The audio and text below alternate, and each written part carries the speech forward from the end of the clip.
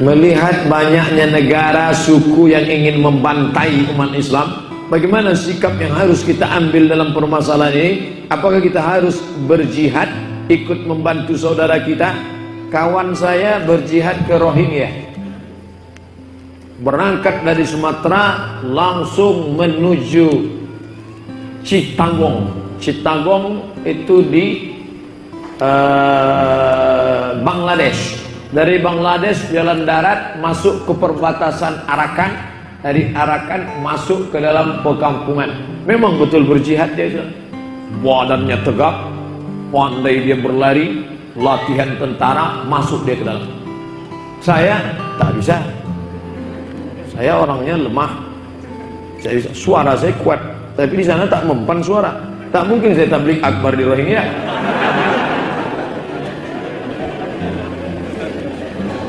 Makanya anak-anak muda yang jago berkuda, yang pandai, yang jago berkuda, yang pandai, maka dia ikut jihad fisabilillah.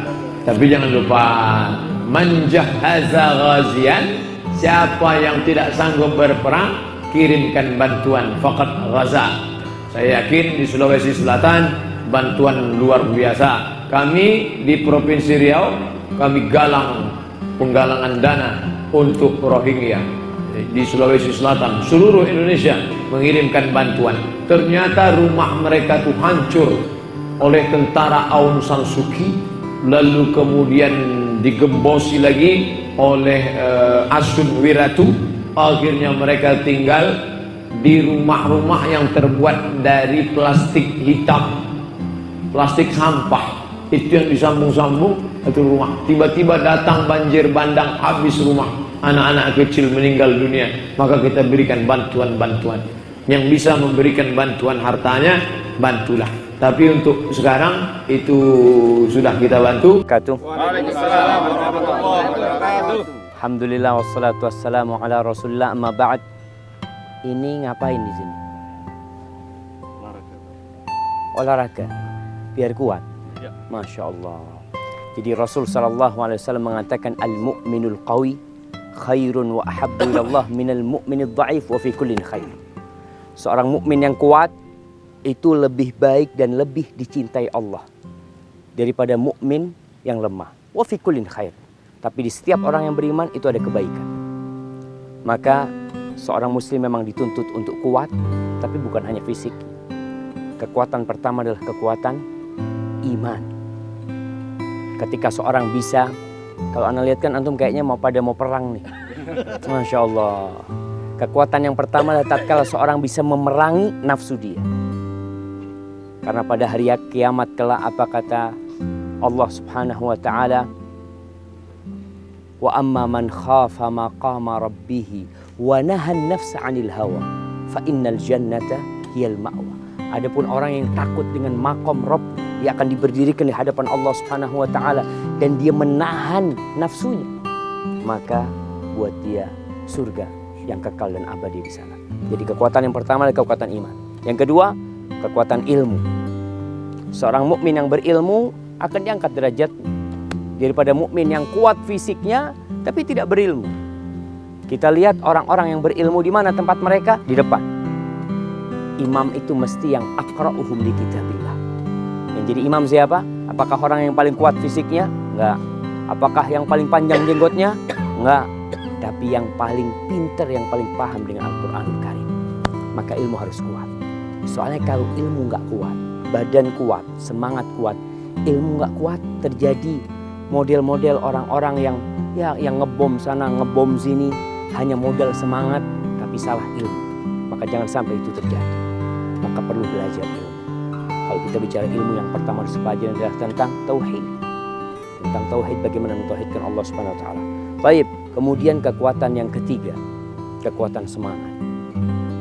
Karena orang kalau semangatnya lemah, ya jangan bicara berjuang di jalan Allah Subhanahu wa taala. Subuh ae ora tangi. Semua sholat subuh di masjid? Insyaallah. Insyaallah besok. Kalau tadi iya apa enggak jawabannya? Siap. Insyaallah. Nah, perhatikan, kata jihad asalnya dari kata al-juhdu. al-juhdu.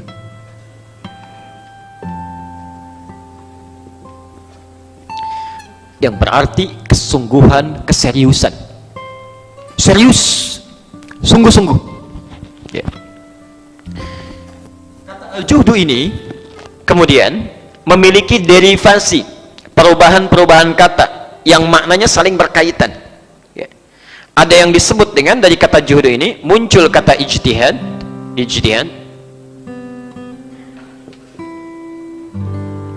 Ada yang disebut dengan jihad. Ada yang disebut dengan mujahadah.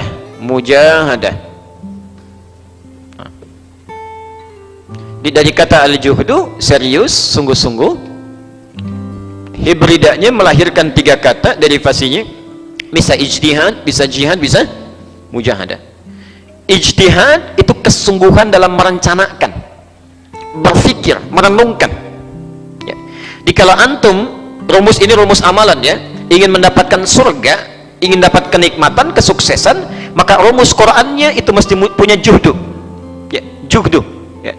Quran surah ketiga Ali Imran ayat 142. Rumus ini kita temukan di Quran surah 3 ayat 142. Am hasibtum an tadkhulul jannata walamma ya'lamillahu alladhina jahadu minkum wa ya'lamas sabirin. Ada ayatnya. Am hasibtum an tadkhulul jannah, apa anda duga begitu mudah mendapatkan surga? Ya. Bisa masuk surga dengan gampangnya? Tidak. Bisa sukses dengan mudahnya? Tidak. Walamma ya'lamillahu alladhina jahadu, sementara Allah belum menguji. Ya, belum menguji orang-orang yang jahadu, yang serius mewujudkannya, minkum, diantara kalian. Kata jahadu ini sudah mewakili ketiga makna ini. Ya. Satu, ini harus ada perjuangan merencanakan, ijtihad. Misal yang gampang-gampang dulu ya, mohon maaf sebesar-besarnya. Sekarang subuhnya jam berapa?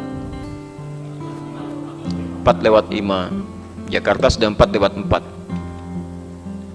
Misal antum ingin mendapatkan kemuliaan subuh, banyak kemuliaannya. Ada malaikat siang dengan malam berkumpul, ada macam-macam. Masya Allah, keutamaan luar biasa salat subuh. Ketika antum ingin menunaikan salat subuh dengan baik, ingin berjamaah di masjid, maka kita mesti merencanakan dari awal, ijtihad. Tidur lebih cepat, bangun lebih awal. Kita rencanakan, besok saya mau subuhan di mana, yang bacaannya enak, yang tentram, yang banyak manfaatnya. Ini rencana mesti ada. Tidak mungkin melakukan amalan tanpa perencanaan yang baik. Ijtihad namanya. Di kesungguhan dalam merencanakan satu amalan disebut dengan apa? Ijtihad. Kesungguhan dalam menetapkan satu hukum itu ijtihad. Orangnya mujtahid. Makanya para mujtahid itu sungguh-sungguh, belajarnya sungguh-sungguh, bacanya sungguh-sungguh, supaya bisa melahirkan banyak hal untuk kemaslahatan umat. Jelas sampai sini? Satu. Mas hati-hati ya. Subuh 4:05, baru bangun jam 5:04. Ya, ini repot nih. Yang kedua, kalau antum sudah rencanakan itu semua, sudah bagus dalam konteks ini, ya, saya ingin tinggal kerja di tempat sekian. Masya Allah, salatnya enak, segalanya nyaman. Ingat, prioritaskan akhirat dulu, dunia akan ikut. Prioritaskan akhirat, dunia akan ikut. Kesalahan banyak terjadi ketika manusia banyak mencari dunia dulu. Kayaknya enak sementara, akhiratnya kosong. Begitu butuh akhirat, sudah dunia meninggalkan, pergi, nggak siap menjemput akhirat. Itu persoalan. Ya. Makanya kalau antum ingin dekat dengan Allah, gampang hidup dunianya, maka rumus Qur'annya, wabtaghi fima atakallahu daral akhirah, baru walatan sama nasibaka minad dunya. Kejar akhirat, dunianya akan ikut, akan nyambung dengan kita. Ya. Makanya rencanakan dulu dengan baik, ya. Dimana supaya Allah itu ridha saat saya bekerja, saat saya tinggal dan sebagainya. Itu dunia akan diikutkan. Baru setelah itu jihad, keseriusan dalam mewujudkannya, perjuangan fisik dengan fisik. Insya Allah saya akan subuhan di Assalam. Rencana adzan subuh 4:05, setengah 4 saya berangkat. Sudah siap-siap. Maka fisik kita disiapkan dengan baik. Tidur lebih awal, bangun tuh kan, alarmnya disusun sampai 3 kali. Ya, dari jam 3 alarm pertama untuk mematikan alarm kedua, kan? Alarm kedua untuk siap-siap menguatkan, mematikan alarm ketiga. Baru alarm ketiganya bangun. Siap-siap tuh kan, tahajud dulu, berangkat. Begitu mau berangkat, Allah kasih hujan untuk menguji betul nggak jihadnya tuh. Fulan, warga Jatiluhur, Ini untuk kamu tahu saja, orang Palestina mau subuhan itu dihujani dengan tembakan dan bom-bom yang berkeliaran, berdesingan pesawat mengintai-ngintai, masih mau sholat subuh juga. 12 orang mau keluar sholat subuh, tiba-tiba masjidnya dibom, dihancurkan, dus, hancur. Orang ini cuma begini, lihat, udah selesai berdoa kepada Allah, la haula wala quwwata illa billah, Allahu akbar, Allahu akbar, Allahu akbar. Setelah selesai runtuh semuanya, itu sholat di atas puing-puingnya. Antum cuma dikasih bom air, itu pun bukan bom, cuma hujan. Karena antum minta kan, berapa kali istisqa, saking sayangnya Allah tiap hari dikasih hujan. Ya, begitu sudah direncanakan mau berangkat, dikasih hujan. Ya Allah, hujan. Ini adalah bagian dari rahmat-Mu ya Allah, supaya hamba bisa sholat di keluarga dengan di rumah, dengan istri, anak-anak. Itu alasan. Takut nggak ke masjid, takut ria malah katanya hujan. Itu masalah. Ini di perjuangan fisik jihad. Oke, jelas ya? Nah, kadang-kadang ini nggak mudah. Ketika antum berjuang dengan fisik, sudah direncanakan, sudah baik, muncul godaan-godaan di hati yang melemahkan. Setan memberikan waswas, alladzi waswisu fi sudur linnas. Kadang-kadang dikasih godaan, sudah siap-siap rencana bangun malam mau tahajud jam sekian. Allah, sudah siap, baik-baik, ya. Bangun, sudah bangun. Begitu mau takbir, setan datang. Sekarang bola tuh pertandingan tuh, Masya Allah, ada jadwalnya, sudah muncul. Yang tadinya nggak ingat, setan ingatkan tuh. Argentina bertemu dengan Brazil, kan yang kemarin diundur pertandingan karena lapangan becek, sekarang mainnya, wah mantap, masuk gitu. Masya Allah, muncul semua.